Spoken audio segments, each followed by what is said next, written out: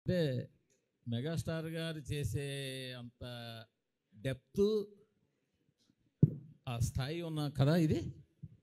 డెఫినెట్గా మెగాస్టార్ గారు చేస్తే ఇంకో నెక్స్ట్ లెవెల్ కదా ఆయన చేస్తే నెక్స్ట్ లెవెల్ ఉంటుంది. అంటే ఆయన చెయ్యడానికి ఒప్పుకునేంత డెప్త్ ఉన్న కదా ఇది అంటున్నా. అందుకే ఒప్పుకున్నారు సార్ అప్పుడు, బట్ అనివార్య కారణాల వల్ల కుదరలేదు. యాక్చువల్లీ ఇంకా కరెక్ట్గా చెప్పాలంటే ఫస్ట్ రావు రమేష్ గారికి అనుకుని రాసిన కథే సార్ ఇది.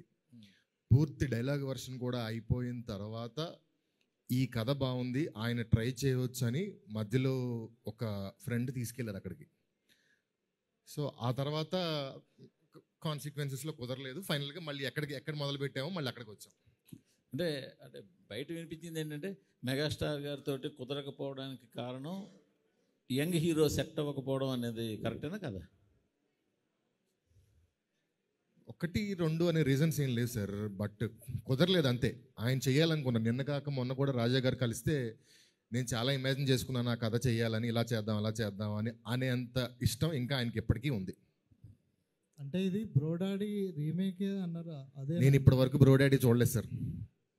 2 హీరోలు ఉండేసరికి మన మీడియా ఫ్రెండ్స్లో ఎవరో బ్రోడాడీ అని రాశారు, అక్కడి నుంచి అది అలా సర్క్యులేట్ అయిపోయింది. కానీ దాని రైట్స్ అయితే కొనిపించారు కదా మీరు? లేదు సార్, బ్రోడాడీకి ఈ సినిమాకి సంబంధం లేదు. బ్రోడాడీ చూడాల, టైటిల్స్ కూడా చూడాల అప్పటి వరకు. రైట్స్ కొనడం అది బ్రోడాడీ చెయ్యాలని చిరంజీవి గారు అనుకోవటం అదొక వేరే కథ. అలాంటిదే ఫాదర్ అండ్ సన్ కథ. ఆ కథగా చిరంజీవి గారు చేసేంత కెపాసిటీ ఆ కథకి లేదు. కానీ అదే ఫాదర్ అండ్ సన్ లాగా అంటే ఆయన ఏజ్ గ్రూప్ ప్లే చేయాలని కోరుకున్న టైంలో నేను అలాంటి కథ చెప్పాను. ఇక్కడ మీరు కథలన్నీ కూడా ఇంచుమించు ఇదే మీటర్లో ఇలాగే తిరుగుతున్నాయి కదా. ఓ ఫాదర్ సన్ను లేదా రావు రమేష్ గారు మరో హీరో, ఆ టైప్లోనే కొన్ని ఎక్కువగా. ఈ కథ అందరికంటే ముందు మీడియాలో మీకే తెలుసు అనుకుంటా సార్. మీరు బాగుందని 2-3 సార్లు చెప్పిన తర్వాతే నేను చేశాను ఇక రాశాను ఈ కథ. ఇవన్నీ తిరిగి నా మీద పడేస్తారే. వేరే హీరోలకు కూడా సజెస్ట్ చేశారు, వదలొద్ది కథ చాలా బాగుంది చెయ్యి అన్నారు. మూర్తి గారే అంత సీరియస్ తీసుకున్న తర్వాత నేను సీరియస్ తీసుకోవద్దు బాగోదు తీసుకున్నాను. అచ్చా, దీనికి ఫస్ట్ అసలు ఆద్యం పోసిందే మూర్తి గారు అన్నమాట.